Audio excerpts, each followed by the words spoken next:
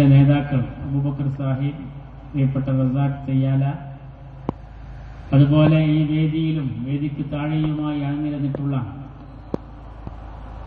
നല്ലവരായ സ്നേഹിതന്മാരെ, സുഹൃത്തുക്കളെ, നാട്ടുകാരെ, അസ്സലാമു അലൈക്കും.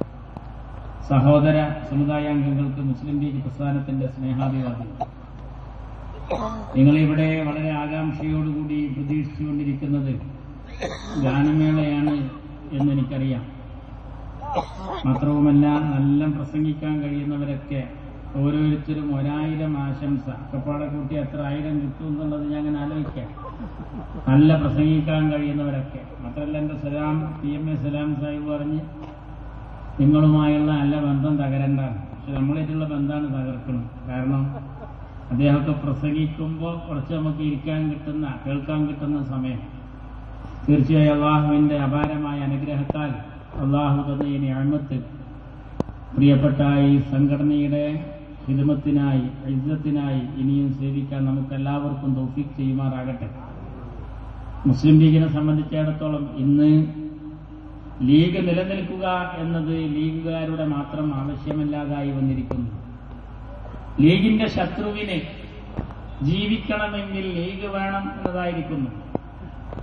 ലീഗിനെ പറ്റി എന്തെങ്കിലും പറയാതെ ചാനലുകളില്ല, പത്രങ്ങളില്ല, രാഷ്ട്രീയ ബദ്ധവൈരികളില്ല. അവർക്കൊക്കെ മുസ്ലിം ലീഗിനെ പച്ചക്കിട്ട് തിന്നാൻ എന്തൊക്കെയാണോ കിട്ടുന്നത് അതൊക്കെ ചെത്തി മിനുക്കി കുറുവടിയാക്കി ഓരോ രൂപത്തിലും ഭാവത്തിലും കടന്നു വരികയാണ്. ഒരു പുതിയ പ്രവണത നമ്മുടെ കേരളത്തിൽ വന്നിരിക്കുന്നു.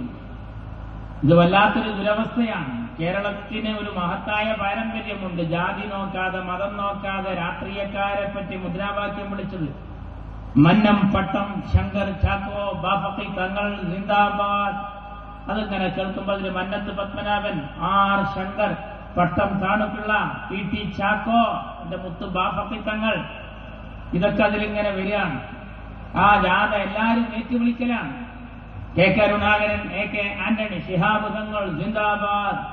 അതൊക്കെ ഇങ്ങനെ വിളിക്കുമ്പോൾ നമ്മൾ ശിഹാബ് തങ്ങളെ പേര് വരുമ്പോ മാത്രം സിന്ദാബാദ്, മറ്റുള്ളവർക്കൊക്കെ എന്തെങ്കിലും മൂളലല്ല, അതിന്റെ കൂടെ നമ്മൾ വിളിക്കലാണ്. അത് കേരളത്തിൽ ഉണ്ടാക്കിയെടുത്തത് രാഷ്ട്രീയ സൗഹൃദം മാത്രമല്ല, കേരളത്തിന്റെ ഭൂമികയിൽ മതസൗഹാർദ്ദവും ഊട്ടിയുറപ്പിക്കാൻ ഉതകി. അങ്ങനെ പുഷ്പിച്ചു നിന്ന വസന്തകാലം കണക്കെ കേരളത്തിൽ പൂത്തുലഞ്ഞാടിയിരുന്ന ഈ രാഷ്ട്രീയ സൗഹൃദം, ഈ മതസൗഹൃദം, ആ സൗഹൃദത്തിന്റെ കഞ്ഞിയിലാണ് ഇപ്പോൾ ചില ആളുകൾ കായം കലക്കിക്കൊണ്ടിരിക്കുന്നത്. അവരൊക്കെ ധരിക്കുന്നത് എന്താ? ഈ കുളം കലക്കി മീൻ പിടിക്കുന്നതിൽ ലീഗിന് നഷ്ടം വരുമത്രേ. അതിനെ എല്ലാവരും ലീഗിനെ എതിർക്കുമ്പോൾ നമ്മളും എതിർക്കുക. സമുദായത്തിനകത്തും പുറത്തും ഇതുവരെ പറയാത്തവര്, അല്ലേ? ഇതുവരെ പറയാത്തവർ എന്താ? ലീഗിന് മാറ്റം വന്നോ? ലീഗിന് ഒരു മാറ്റം ഉണ്ടായത്, ഞങ്ങൾക്ക് 20 ആളുകൾ ജയിച്ചു വന്നു എന്നല്ലാതെ വേറൊരു മാറ്റം ഉണ്ടായിട്ടില്ല. മറ്റുള്ളവർക്കുണ്ടായ മാറ്റം എന്താണ്?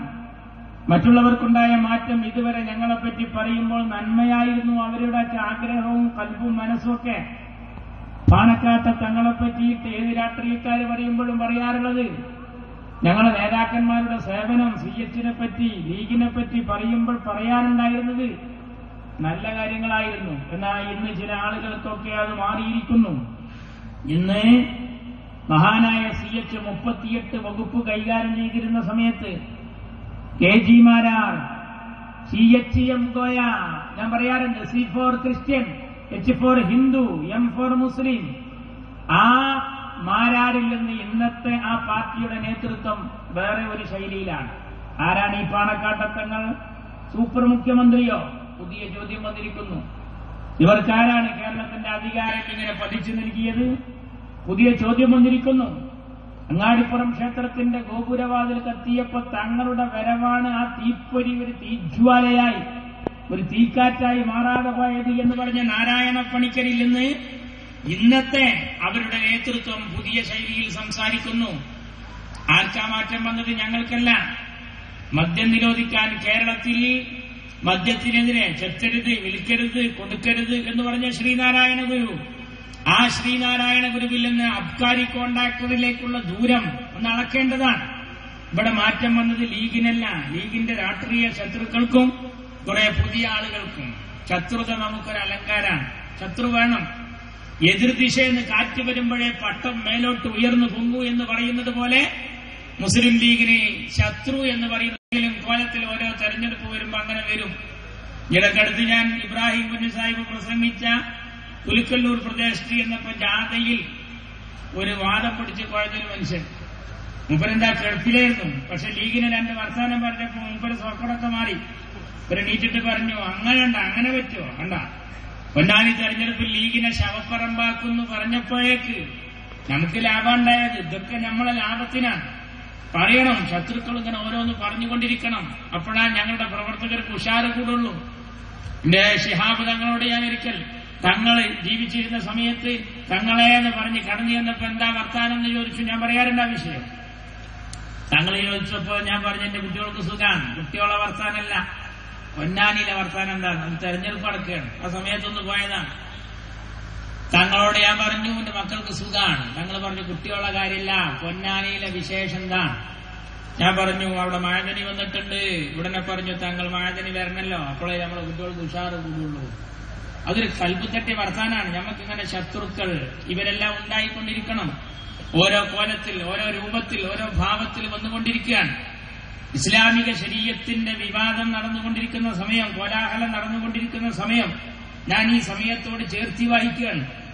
അന്ന് മഹാനായ രാജീവ് ജി പാണക്കാട്ട് തങ്ങളുടെ കൂടെ ബനാത്തുവാലയുടെ കൂടെ പാറ പോലെ ഉറച്ചു നിന്നുകൊണ്ട് ന്യൂനപക്ഷത്തിന്റെ ഗതിവിഗതിക്കൊപ്പം കാലുവെച്ച് ചലിച്ചപ്പോ ആരൊക്കെയായിരുന്നു അന്നത്തെ ശത്രുക്കൾ? അവരൊക്കെ തന്നെ ഇപ്പോഴത്തെ ശത്രുക്കളും. പുതിയതൊന്നുമില്ല. ആരൊക്കെയായിരുന്നു? ഞാൻ അടിവരട്ട് പറയാണ്. ആരൊക്കെയായിരുന്നു അപ്പുറത്തെ അന്നുണ്ടായിരുന്ന ശത്രുക്കൾ? അവരൊക്കെ തന്നെ ഇപ്പോഴത്തെ ശത്രുക്കള്. ലീഗിന് എന്താ മാറ്റം ഉണ്ടായത്? ലീഗ് 20 ആള് ജയിച്ചുപോയി. വെറുതെ ജയിച്ചതാണോ? ആൺകുട്ടികളെ പോലെ തെരഞ്ഞെടുപ്പിൽ മത്സരിച്ചതല്ലേ? തെരഞ്ഞെടുപ്പിൽ മത്സരിച്ച് ജയിച്ചാൽ അംഗീകരിക്കില്ലത്രേ. ഇവിടെ കുറെ പുതിയ ആളുകൾ പറയുന്നു അത് പറ്റൂല, തെരഞ്ഞെടുപ്പ് 2ാമത് നടത്തണം.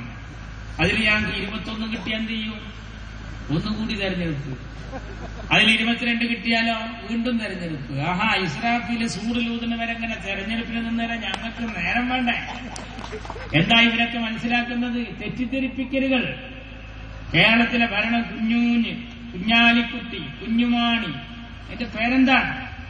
ബജറ്റ് അവതരിപ്പിക്കുമ്പോൾ ഒരാൾ പറയുന്നു കേരളത്തിന്റെ ഖജനാപത അനന്തപുരിയിൽ നിന്നും പാലാ വഴി താനൂരിലൂടെ പാണക്കാട്ടേക്ക് പോകുന്നു.